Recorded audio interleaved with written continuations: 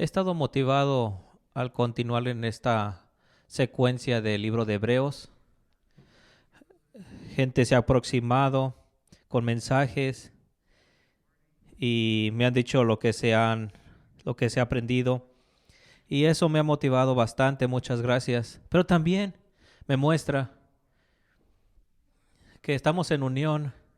Muchas de las iglesias en los Estados Unidos, si se les dice, hey, vamos a estudiar el libro de Hebreos en varias semanas, créeme que no les gusta. Es motivante que nos esté gustando y que hay una comunidad aquí en el valle que está dispuesta a tomarse el tiempo y trabajar, darse el tiempo de estudiar las escrituras en su totalidad. Y habiendo dicho esto, voy a ser honesto, este es un texto bíblico difícil. Número uno, porque son 9 versículos, pero también el material que estamos cubriendo no es material fácil de digerir. Inicialmente quería dividirlo en 2 mensajes, pero viendo el texto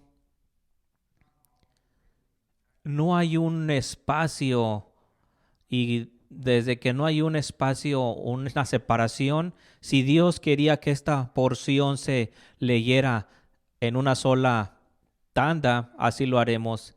Si estuviste aquí la semana pasada, estuvimos en el capítulo 2 y vimos que también una introducción con el capítulo 1 y se discute la humanidad de Cristo. Silvia, ¿se escucha? Se continúa con el libro capítulo 2, hablando de la gloria y el honor y la autoridad de Cristo.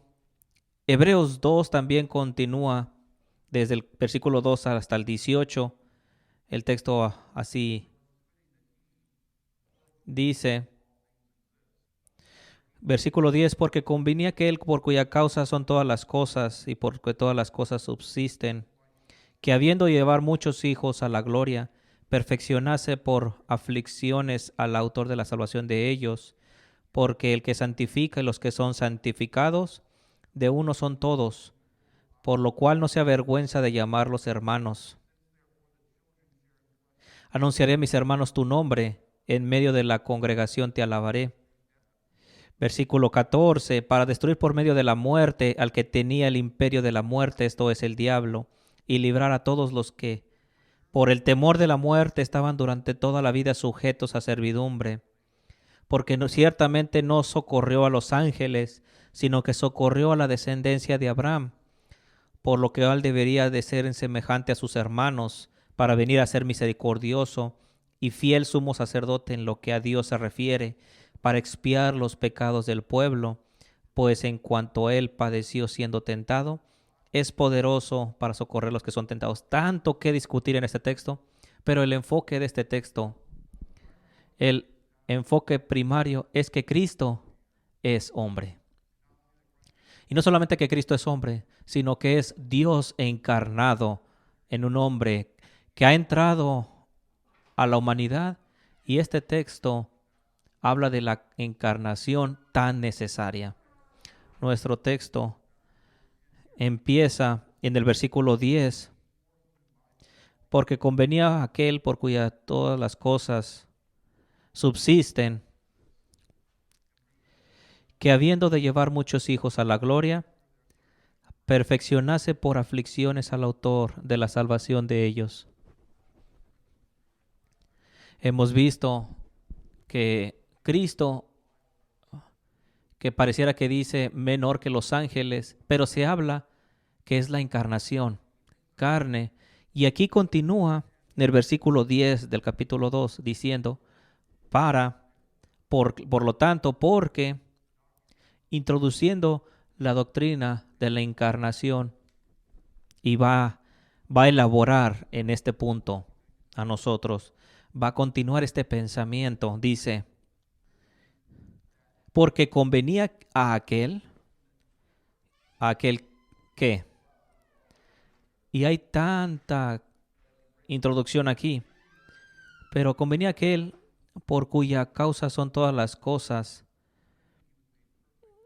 aquel que es perfecto, perfeccionase por aflicciones, porque vemos que Cristo es Dios eterno, la segunda persona de la Trinidad hecha carne, y el texto dice, siendo perfecto a través de las aflicciones, que se ha perfeccionado, que no era ya perfecto, pero no estamos hablando de la deidad de Cristo aquí, estamos hablando de la humanidad de Cristo. ¿Qué significa que fue perfeccionado por aflicciones? Bueno, hablamos que vamos a saltar al versículo 18. No quiero adelantarme, pero vamos a leer el versículo 18. Dice, pues en cuanto él mismo padeció siendo tentado, es poderoso para socorrer a los que son tentados. ¿Cómo Cristo es perfeccionado a través de las aflicciones? Bueno, porque él se ha entrado a la historia, se ha hecho carne y fue tentado así como nosotros somos tentados.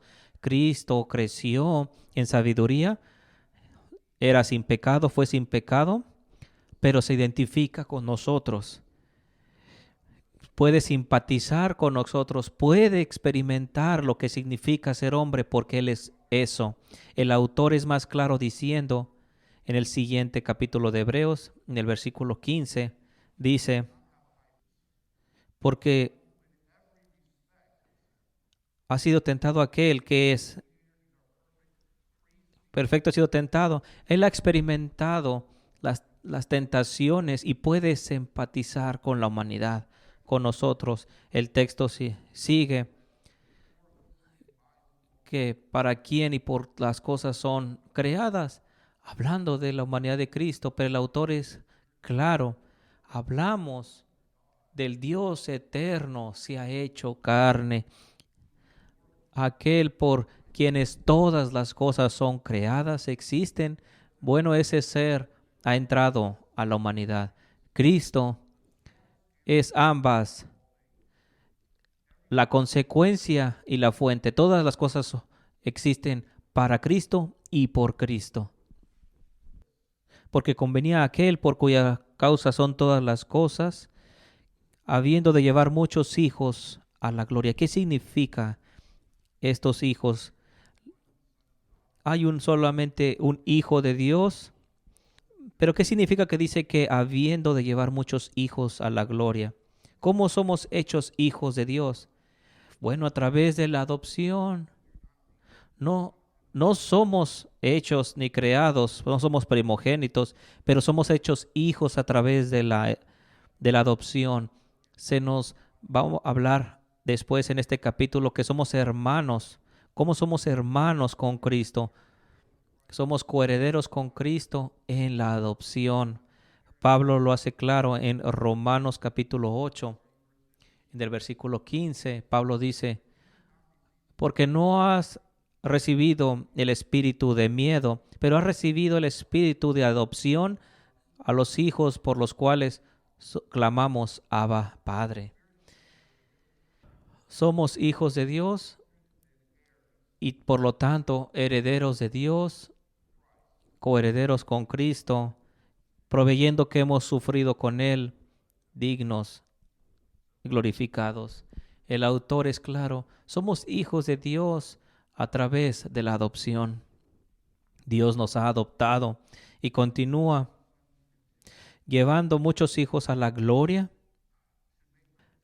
Perfeccionase por aflicciones al autor de la salvación de ellos.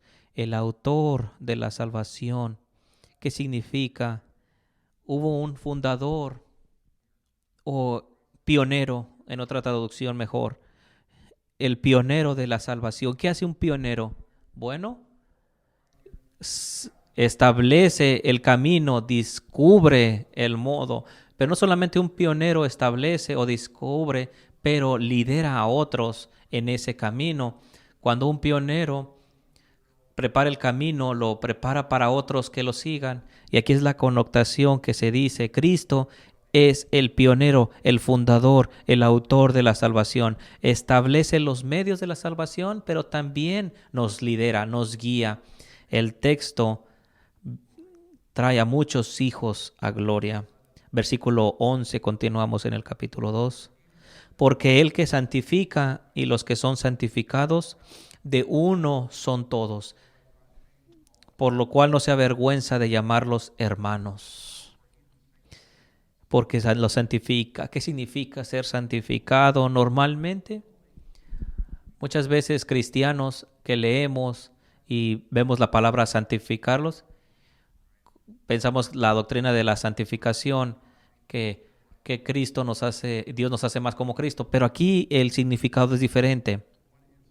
Alguien que es consagrado, alguien que es apartado, el versículo 11 habla, porque aquel que nos ha separado y los que son separados de uno son todos. ¿Qué significa que somos de todos? Que compartimos una esencia con Él.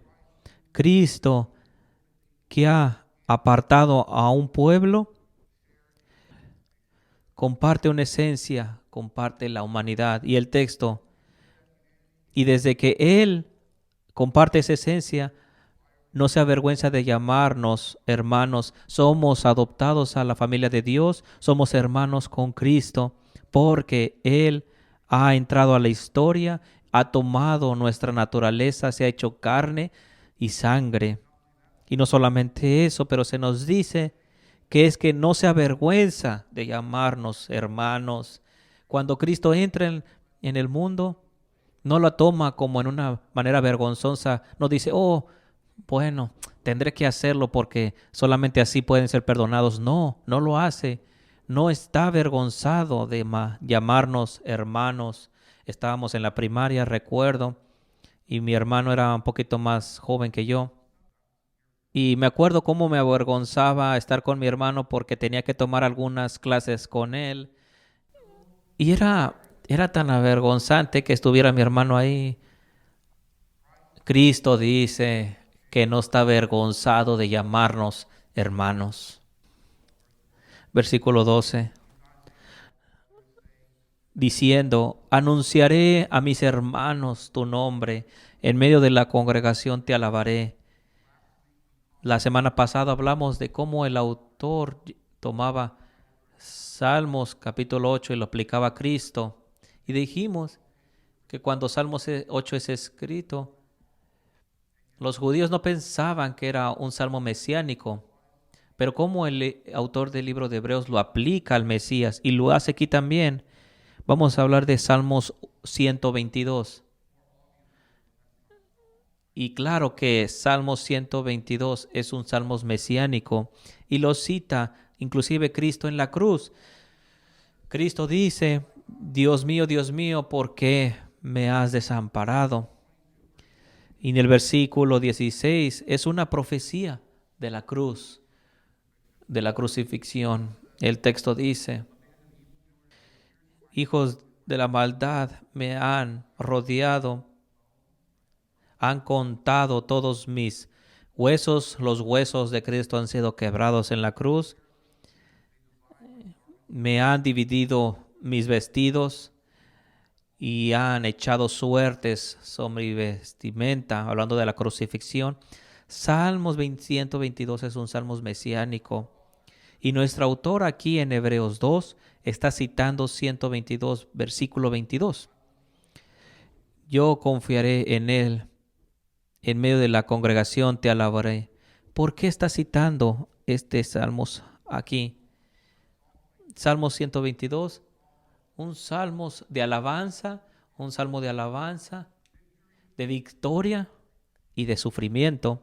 Este Mesías que iba a venir iba a tener victoria, pero victoria a través del sufrimiento. Y aquí el versículo 22 de este Salmos se nos dice que en medio de la congregación anunciaré a mis hermanos tu nombre y te alabaré. Aquellos que son beneficiados del sufrimiento de ese Mesías. Así que dice, yo confiaré en él, en medio de la congregación te alabaré. Y cuando se habla de congregación es iglesia. Alabarán, cantarán. En el versículo 13 continuamos. Y otra vez, el autor, otra vez citando otro versículo. No es tan obvio, pero el versículo 13, yo confiaré en Él, pondré mi confianza en Él. Y de nuevo, he aquí, yo y los hijos de Dios me dio.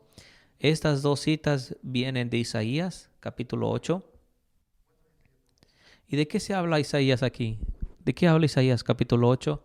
Bueno, habla apostasía en Israel.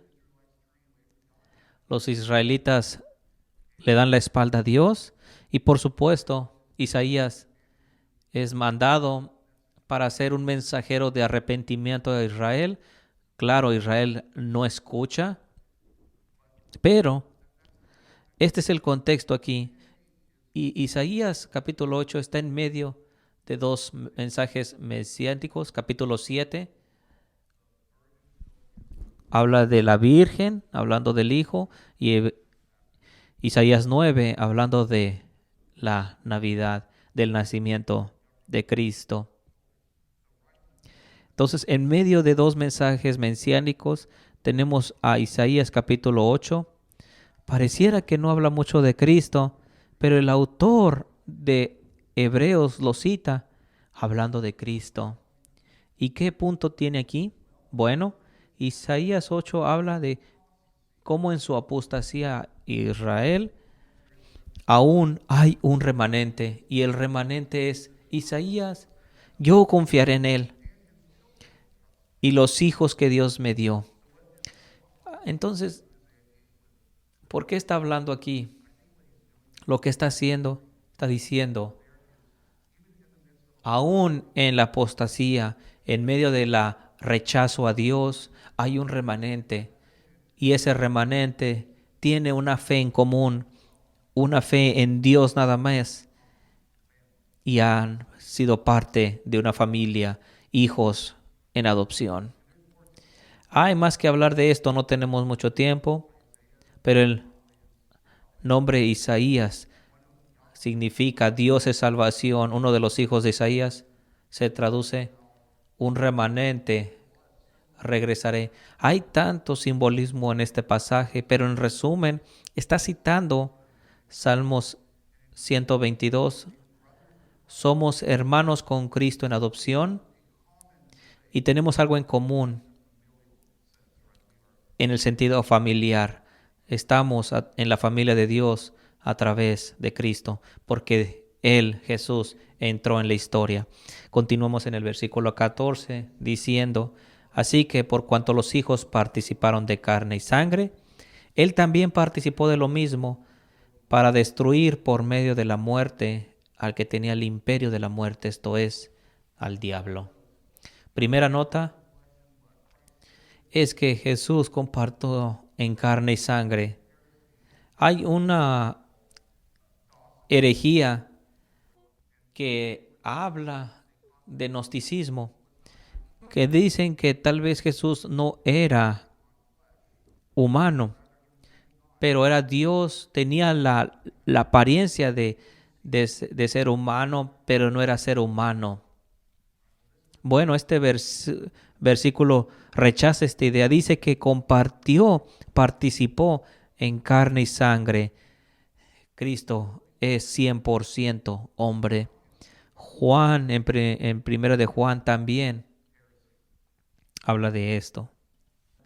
Hay otro punto técnico que es importante, donde se habla de participó. Cuando dice participó, en el griego está en el tiempo presente, algo que ha pasado una vez en el pasado. Pero la connotación es que es una acción continua. Él también participó de lo mismo, o sea, algo que aconteció una vez, pero es un continuo sacrificio, una consecuencia como cristianos. Cuando no entendemos muchas cosas teológicamente, el texto dice es que participó continuamente, es exaltado, se sienta a la diestra del Padre, es 100% hombre y 100% Dios. Es necesario entender esto porque tiene que ser un hombre, porque tiene que ser nuestro mediador y sumo sacerdote y todavía participa en esa naturaleza. Y se nos dice por qué ha entrado a la historia, por qué se ha encarnado. El texto dice, por medio de la muerte, al que tenía el imperio de la muerte para destruir al diablo. Si lees a muchos libros teológicos, hay tanta duda de la encarnación de Cristo, como si Jesús tuviera que haber entrado a la historia. El texto dice que ha entrado a la historia encarnado. ¿Para qué? Para que pudiera morir. Y se nos dice, ¿por qué? ¿Por qué tenía que morir? Para destruir a aquel que tenía poder, el imperio de la muerte. Cristo muere en el Calvario. ¿Y qué muere con él? La muerte. John Owens, la muerte de la muerte, en la muerte de Cristo. Cuando Cristo muere, la muerte tiene un final. Él es lo opuesto, entonces tiene vida.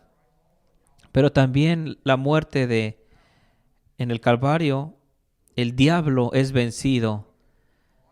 Muchos cristianos en la iglesia tienen esta idea de que no puedo esperar por la segunda venida porque Jesús va a regresar para destruir a Satanás. No, Hebreos dice que Satanás ha sido derrotado en la cruz de Cristo, no en la segunda venida, sino en la primer venida. El diablo fue destruido, fue derrotado en el Calvario. Ahora es el juicio de este mundo. Ahora es que Satanás es enviado. Mateo 12, vemos a Jesús liberando demonios de un hombre y alguien dice, este es el hijo de David. Y alguien dice, no, está sacando demonios por el poder de Belcebú. Pero en la manera que Jesús lo rechaza, es una contradicción. ¿Cómo puedo sacar demonios por el poder de demonios? Si dices que yo saco demonios por el poder de demonios, ¿cómo este reino de Satanás puede subsistir? Entonces claramente rechaza la idea de que está sacando demonios por el poder del diablo. Pero si es por el Espíritu de Dios que yo saco demonios, que claro, es así, tiene que ser por el Espíritu de Dios. El reino de Dios ha llegado. Porque, ¿cómo alguien puede llegar y robar la casa si no ata primero al hombre? ¿Qué es lo que está diciendo Cristo? Cristo está diciendo que si no fuera por demonios, que sería ridículo, tiene que ser por el Espíritu de Dios. Y entonces el reino de Dios está aquí y Satanás es derrotado y atado. Y desde que el diablo es derrotado, voy a tomar mi reino. Amén. Versículo 15. Y librar a todos los que por el temor de la muerte estaban durante toda la vida sujetos a su vidumbre. Número 1, Cristo libera. Cristo libera. Si estás atado al pecado, peleas con el pecado, como cristianos, estamos bien dándole parte de nuestra vida, pero mantenemos nuestro pecado. No puedes tener esto, no lo puedes tener Dios. Si crees que eso tiene poder sobre ti y que estás esclavizado, te voy a decir ahorita que Cristo libera. Cristo libera. ¿Qué le dijo el leproso a Cristo? El leproso le llega a Jesús y le dice, Señor, si quieres, hazme limpio. Y que Jesús responde, quiero, sé limpio. Servimos a un Dios que está dispuesto a liberarte, o es un Dios que es un buen Salvador, que se le ha dado los medios y el poder para resistir y vencer al atentado y liberarte de tus pecados. Así que vuélvete a Él porque Él está dispuesto. El temor de la muerte. Muchos de ustedes saben que me gusta mucho el tema de la apología, que es la defensa de la fe cristiana. Y habla mucha gente que son hostiles a Dios. Y muchas de la gente que hablan tienen argumentos en contra de Dios, pero cuando les hablas, pareciera que están tan enojados contra un Dios que creen ellos que no existen. Pero cuando hablas con ellos y te comunicas con ellos, te das cuenta que su objeción de la fe no tiene argumentos. No son argumentos en sí que desarrollan, es algo más profundo que eso. Y usualmente es este tema de la muerte. Hablé con un hombre, tenía todos los argumentos en contra de Dios y le dije, oye, estás tan enojado contra alguien que dices que no existe. Y me dice, mi hijo de 6 años murió. Y aquí hay un tema tan importante que escucho. Mi hijo de 6 años murió, mi mamá sufrió cáncer y la tuve que ver sufrir. La muerte es un gran enemigo, es nuestro enemigo y Cristo promete que la derrotará, que derrotará la muerte y la ha derrotado espiritualmente. Pero 1 Corintios se nos dice que cuando regrese, después va a derrotar la muerte física. No habrá más muerte. Pero lo irónico es que el que no cree y que no tiene la fe en Jesús, tienen tanto miedo a la muerte porque no hay vida en ellos. Jesús es vida. Y la única respuesta a la pregunta de la muerte es Cristo. Cristo es vida y vida misma. Es chistoso que el no creyente desprecie la muerte y viva en la muerte. Qué contradicción. Su cosmovisión viven en una cultura de muerte. Pero ¿por qué entonces apoyan el aborto? ¿O porque que la mujer tiene el derecho de escoger como si fuera un mérito de libertad? Pero no, adoran la muerte. ¿Por qué apoyan el homosexualismo? ¿O porque el amor es amor y todos tienen el derecho de ser felices? No, apoyas eso porque adoras la oscuridad. Dice la Biblia que la luz ha llegado, pero aborrecieron más la oscuridad. La homosexualidad produce muerte. No produce nada, no produce hijos, sino muerte. Y aun aunque si lees los estudios, también te mata. Un hombre practicante de homosexualidad, su span de vida son 53 años, donde cualquier hombre heterosexual 75, son 25 años de diferencia. Literalmente la vida homosexual te mata. Y esta gente están tan temerosos de la muerte, pero al mismo tiempo la adoran. Solamente es en Cristo que encuentras vida y ya no tienes temor a la muerte. Algún teólogo, Alexander, en su libro Pensamientos del Cristianismo, dice lo siguiente: reales cristianos vemos algo esperanzador al final de nuestra muerte, ¿Qué puede el hombre exhibir algo como esto?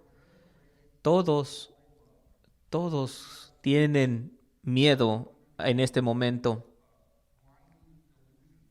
Llegan a una desilusión de la vida, pero el creyente no experimenta esto. ¿Ves? Cristo es vida, vida misma. Y si tienes tanto miedo de la muerte, la única persona a correr es Cristo. Versículo 16. Porque ciertamente no socorrió a los ángeles, sino que socorrió a la descendencia de Abraham. Otra traducción dice, cuando dice socorrió, dice aguantar. Y muchas veces esta palabra en el Nuevo Testamento habla de una ayuda. No tomó parte, sino tomó la naturaleza de la descendencia de Abraham. La palabra es tomar. ¿Qué significa? En contexto podemos decir, no tomó la naturaleza de los ángeles, sino la naturaleza de la descendencia de Abraham. Versículo pregunta, ¿cuál es la descendencia de Abraham? ¿Solamente judíos? ¿Solamente Jesús tomó y ayudó a los israelitas? No. El Nuevo Testamento habla que es la iglesia, los apartados. Pablo en Filipenses dice, somos los circuncidados de Dios. Pablo en Romanos argumenta, la descendencia de Abraham son aquellos que tienen la fe de Abraham. Así que Cristo no tomó la naturaleza de ángeles, sino la naturaleza de la descendencia de Abraham. Esta es la iglesia. Versículo 17. Por lo cual debía ser en todo semejante a sus hermanos, para venir a ser misericordioso y fiel sumo sacerdote en lo que Dios se refiere para expiar los pecados del pueblo. Qué versículo tan grande. Primero, quiero que sepas que Cristo tuvo que ser semejado a sus hermanos en todo. En todo. ¿Qué significa?